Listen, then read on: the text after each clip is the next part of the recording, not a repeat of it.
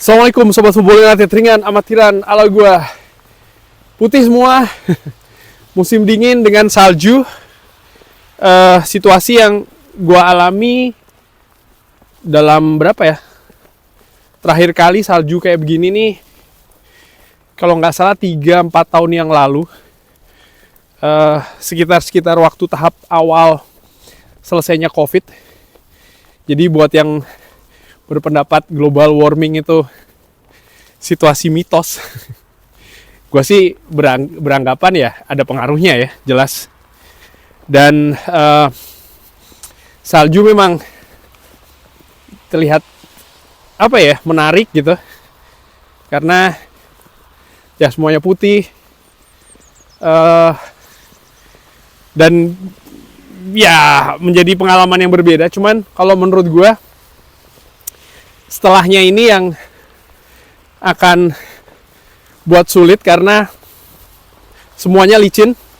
Apalagi nanti setelahnya biasanya kalau sudah mengeras lalu ada hujan, ya akan menjadi susah untuk dilewati oleh kendaraan.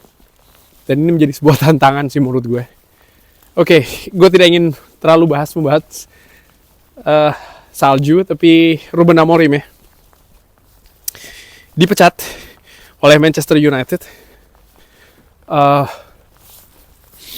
Kalau menurut gue, jelas ini membuat situasi kita sebagai klub Manchester United balik lagi ke titik awal.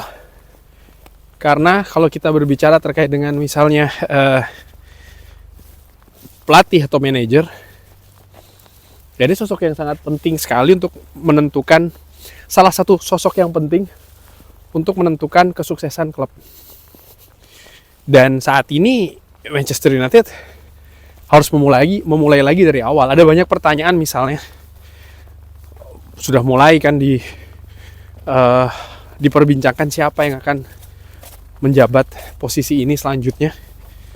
Tapi menurut gue sebelum siapa, ada pertanyaan-pertanyaan yang menurut gue lebih prinsipil. Misalnya, ini mau pakai sistem seperti apa nih? 3 back lagi atau 4?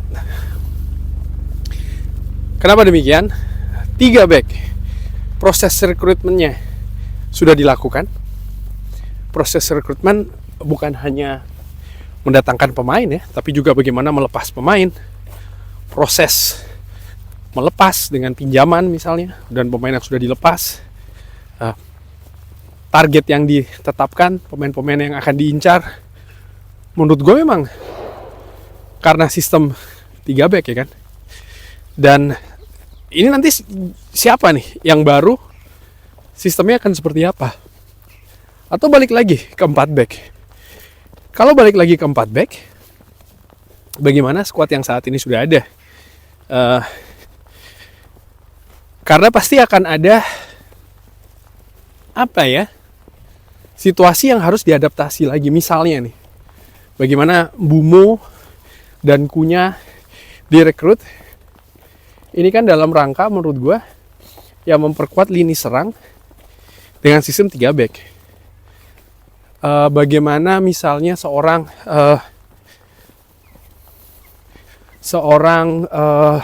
amat yang posisinya dimodifikasi, itu kan juga dalam rangka 3 back menurut gue.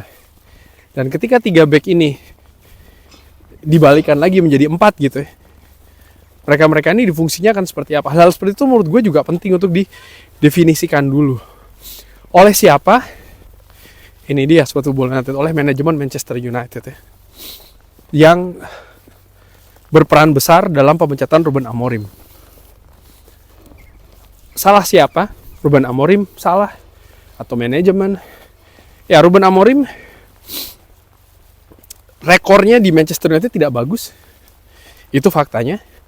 Musim lalu peringkat ke-15 dengan angka kekalahan yang cukup banyak. Permainan juga tidak konsisten. Tapi itulah Ruben Amorim. Maksud gue, kenapa tidak konsisten? Kenapa dia mengalami kesulitan?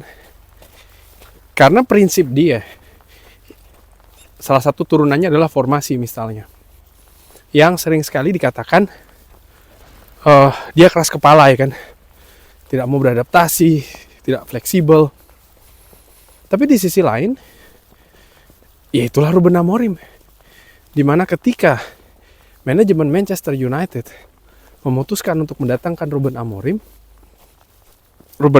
di klub sebelumnya juga, mohon maaf di mataharinya terang banget ya, di klub sebelumnya juga dengan 3 back ya kan, dengan sistem yang menuntut intensitas yang tinggi. Dan ya menurut gue prinsip-prinsip sepak bola yang memang ingin diterapkan dan di Portugal sukses diimplementasikan kan berdasarkan hal tersebut, bahwasanya ada tuntutan dia untuk fleksibel lalu mengganti taktiknya ataupun prinsip sepak bolanya. Bukannya itu justru terlihat aneh sih menurut gue. Dia berada di Manchester United masih dalam tahap awal. Apa yang ingin diimplementasikan, apa yang ingin dikembangkan masih dalam tahap awal. Fundamental ataupun fondasi permainan gue pikir belum tertancap secara baik. Masih banyak skuad warisan dari gaya sepak bola sebelumnya, sehingga butuh waktu untuk disesuaikan, diimplementasikan. Kalau ingin diselesaikan, ya ini juga merupakan salah satu jalan. Konsekuensinya adalah investasi di dalam skuad ya kan, karena ketika pemain-pemain tersebut diselesaikan, tentu saja diharapkan ada pemain baru yang masuk. Dan menurut gua hal-hal seperti ini harusnya sudah dibicarakan, harusnya sudah disiapkan ketika proses rekrutmen dulu Ruben Amorim ke Manchester United. Oleh siapa? Manajemen Manchester United. Jadi gue justru lebih banyak mempertanyakan manajemen Manchester United saat ini. Bukannya gue, mungkin ada yang beberapa yang menganggap membela Ruben Amorim. Enggak. Ruben Amorim sudah selesai tahapannya dengan Manchester United. Tapi bagaimana manajemen Manchester United ini yang akan tetap mengoperasionalkan klub ya kan. Mau nanti siapapun yang datang, nama siapapun menurut gue yang sudah mulai banyak beredar di media, manajemen harus menentukan dulu mereka mau apa.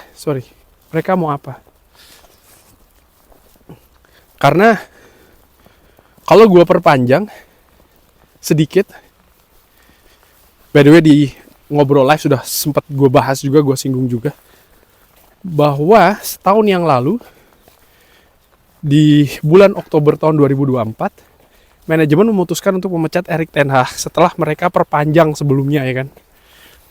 Setelah mereka melakukan proses untuk mendatangkan pelatih baru yang gagal,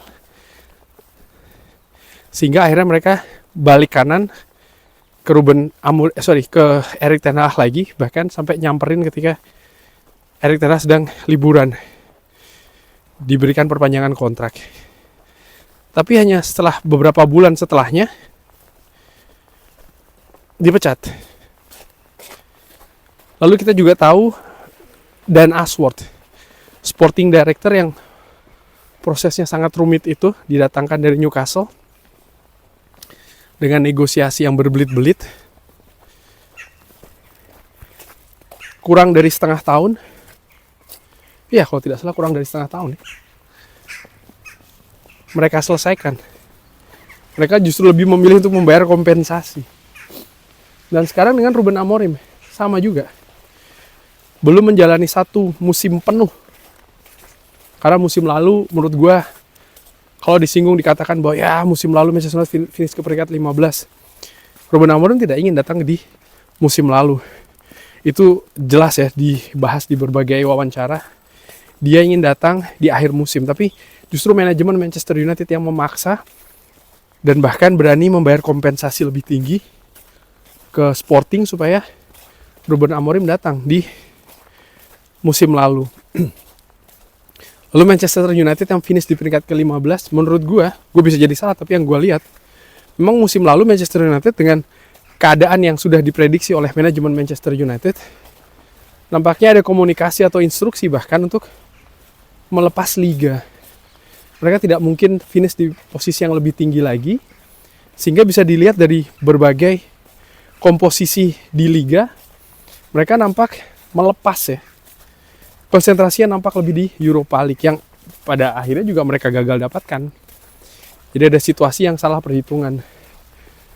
Dan hal-hal itu kalau diakumulasikan, semua itu kan keputusan dari manajemen Manchester United.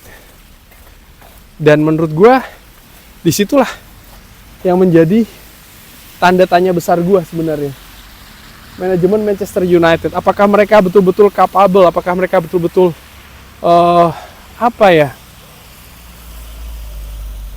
punya kapasitas gitu loh untuk menjadi manajemen di klub seperti Manchester United ini.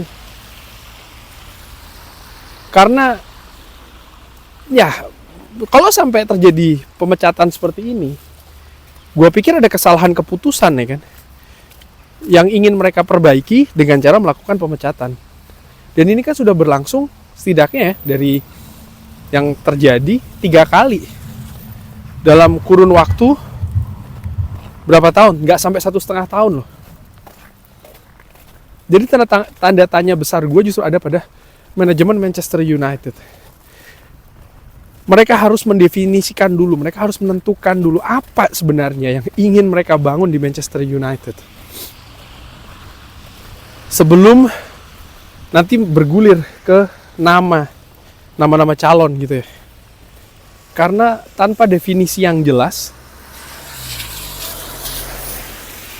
bukan tidak mungkin ya kesalahan selanjutnya akan mereka lakukan. Saat ini mungkin ada banyak perdebatan, ada banyak diskusi tentang masalah ya nama ini bagus karena sistemnya begini begitu. Nama itu juga begitu bagus karena sistemnya begini dan ini. Tapi menurut gue perbincangan seperti ini sudah terlalu sering terjadi setiap kali ada pergantian manajer. Perbincangan di fans ya, di sisi fans terutama di sosial media. Tapi ujung-ujungnya ternyata kita masih sama saja. Jangka pendek gitu loh. Belum dapat apa-apa, belum ada tahapan proses yang bisa lebih dalam lagi. Mereka lebih memilih untuk berinvestasi untuk membayar pesangon manajemen daripada misalnya berinvestasi untuk mendatangkan pemain baru ya kan. Oh ya, terkait dengan pemain baru ini juga ada pengaruhnya sih menurut gue pergantian manajer seperti ini. Pemain yang ada saat ini juga pastinya akan berada pada tahap bingung ya. Ini klub sebenarnya mau seperti apa ini? Sistem permainannya akan seperti apa selanjutnya? Gue akan main di mana nih posisinya? Beberapa pemain pasti akan berpikir seperti itu. Dan pemain-pemain itu pemain-pemain yang sudah ada, pemain-pemain yang diincar, yang namanya dikait-kaitkan dengan Manchester United pun juga, mereka bukan tidak mungkin akan berpikiran seperti itu juga. Wah, ini klub nggak jelas nih. Jadi penting sekali lagi untuk manajemen Manchester United untuk menentukan apa sebenarnya yang mereka inginkan. Jangan ada lagi kesalahan menurut gue dalam melakukan perencanaan dan menjalani prosesnya. Bagaimana menurut Sobat Football United? Pendapat lain, drop di kolom komen. Terima kasih sudah menyaksikan. Jangan lupa like, share, dan juga subscribe. Wassalamualaikum warahmatullahi wabarakatuh. Thank you.